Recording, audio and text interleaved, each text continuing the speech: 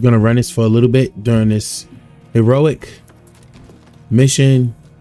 I want to see just how well it's gonna fare right now and everything. See how good it's gonna do.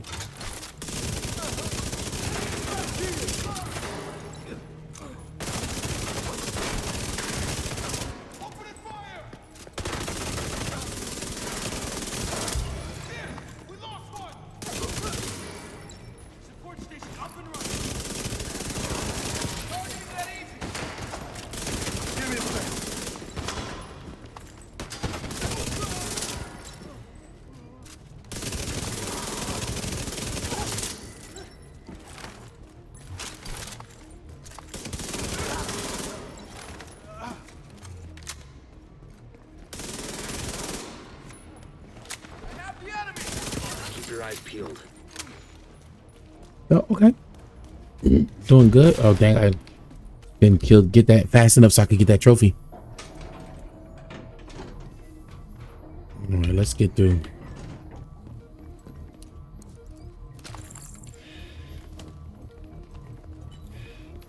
So we restocked up, ready to go, ready to roll. Nice, nice, nice.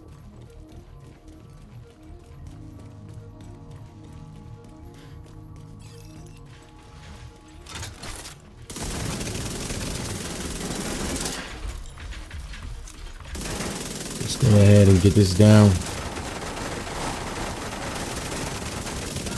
Nice.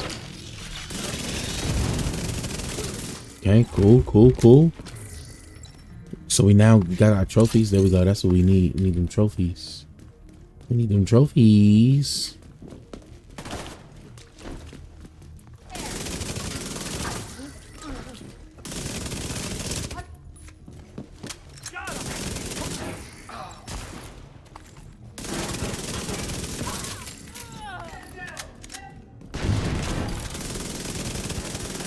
Damn, it's dark winter clap.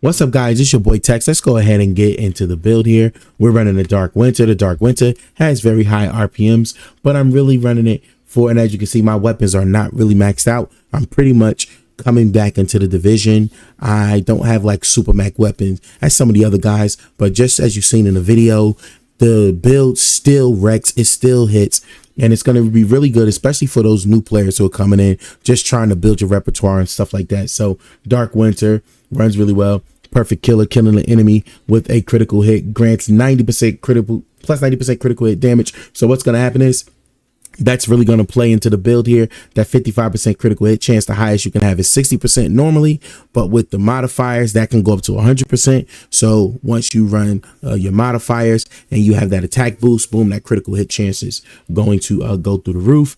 And then it's going to tie into the critical hit damage, which is going to allow you to shred, as you was able to see when I activated it and did that within the video there. So I'm also running the lefty. I switched this out. There's a couple different things I run here. I sometimes run a Scorpio. I'll sometimes run the St. Elmo's engine just to be able to give me a bit of shock and a bit of help there, especially with the Scorpio, because when you run a Scorpio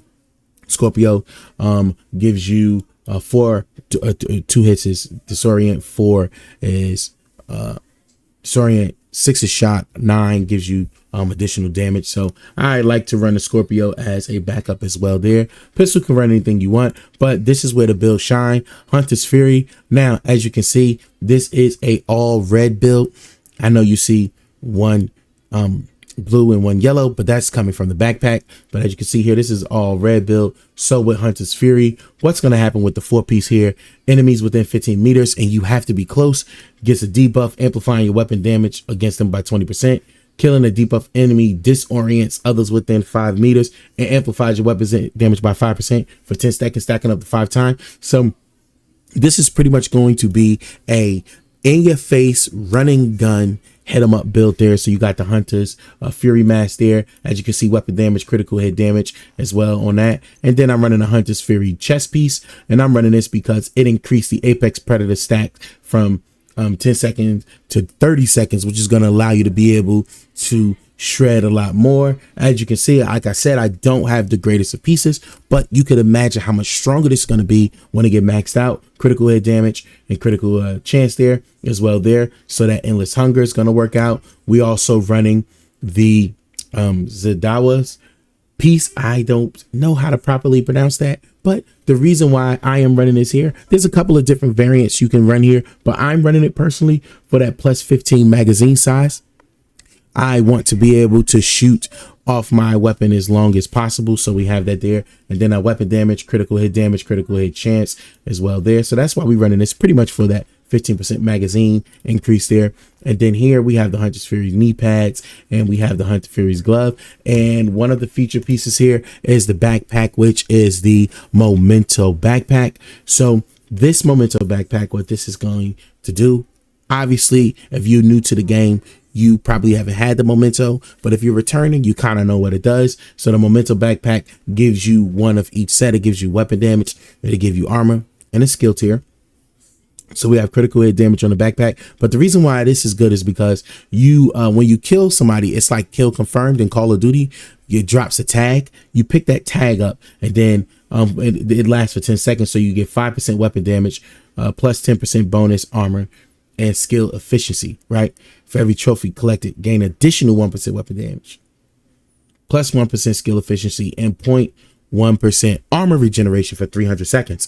So this is really going to help you be as tanky as you possibly can, you know, and with the current modifiers that are being ran right now on heroic, when you use a skill, it's going to deactivate your other skills. So you definitely want to be able to be as tanky as possible when you're running this type of build here. So one of the features of the build is the shield here, the ballistic shield. The reason why we're running the ballistic shield is obviously because once you get the trophies, or if you're running against Black Tusk, as you can see in the video, you can be able to tank those shots and also rapidly kill them, because the Dark Winter is a absolute beast there. So that's what you have when you run the ballistic shield. And the mods that we are running on the ballistic shield here is, we go to our mods, we're just running the shield health, more shield damage, bonus damage, and active regeneration. So those are the things that you want to be able to run on there. And we're running the Reviver Hive. You know, like I said, with the skill of, you could actually take that modifier off if you don't want the skill cooldown, so you can be able to have that hive to be able to revive you. If you don't want the hive as a reviver tool, you can also use the drone to be able to give you kind of like that fixer drone to be able to fix your armor and stuff like that and everything as you go through and you run and do your tank build. Once again, like I said, this is a run and gun build, so you definitely want to go ahead and be able to do that. But once again, this is your boy JustCMTexx. Let me know what you think about the build. Let me know what you would do differently, how you've mid-maxed the build, or if there's a different type of combination that you would be able to use with the build. I love learning. I love growing. The Division is a very, very good game. Welcome to all the new players that are coming in, and to the veterans who are watching that keeps giving me good information in game. I appreciate you all, gang. Peace. Have a great one.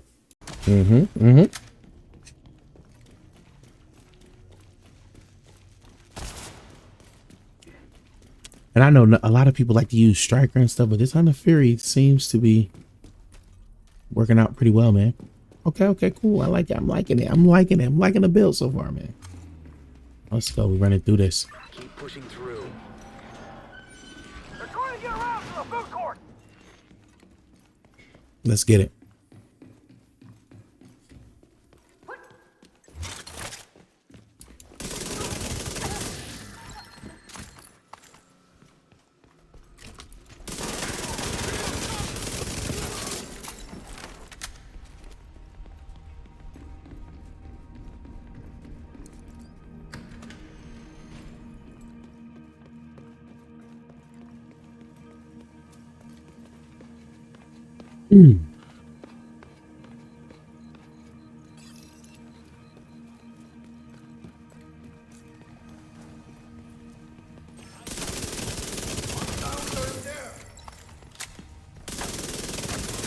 Hostile civilian been targeted.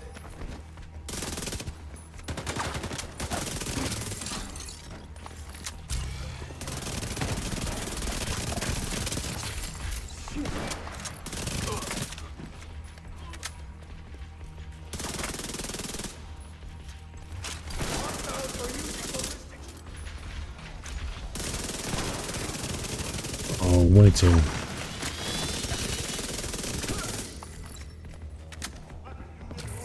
Dark winter.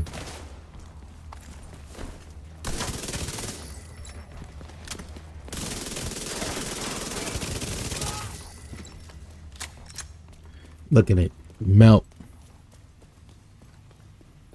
Oldie but goodie.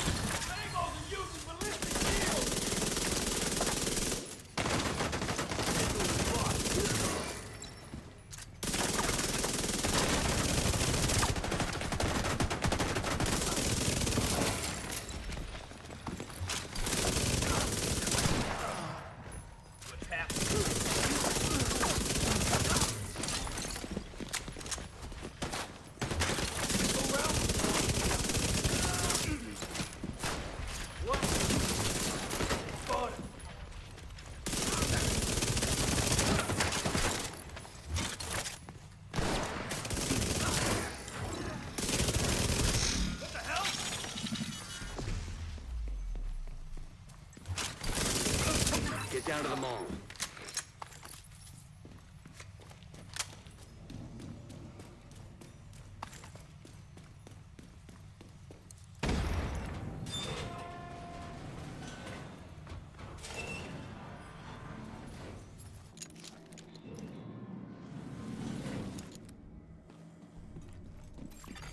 Contaminated area. Liquid DC-62 detected. DC-62 on the streets and lost in potency over time and exposure to weather. This stuff is fresh. Black Tusk must have found a stockpile of sealed barrels somewhere. Serious trauma detected. On the flag!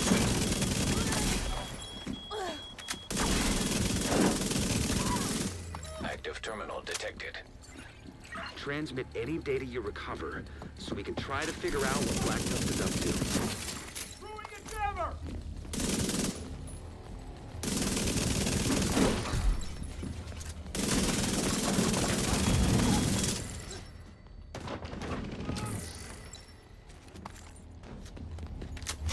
Engaging!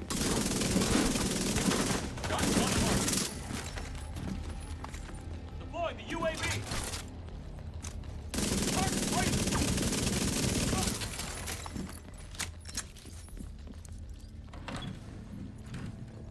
Keep an eye out for any Black Tusk intel. I'm right behind you.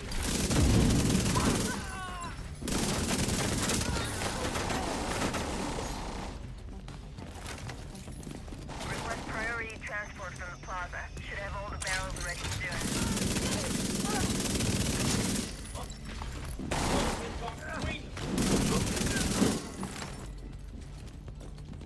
Coming to you!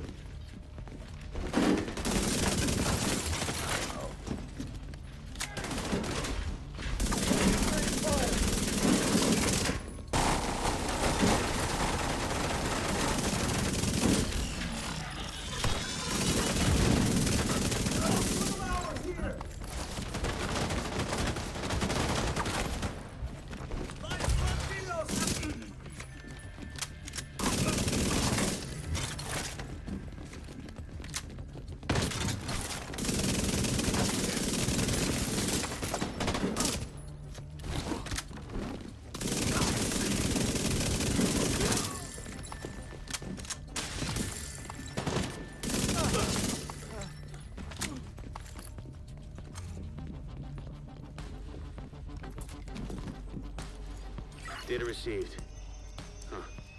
There's a map of the tunnel system here. Looks like we were right about their intentions.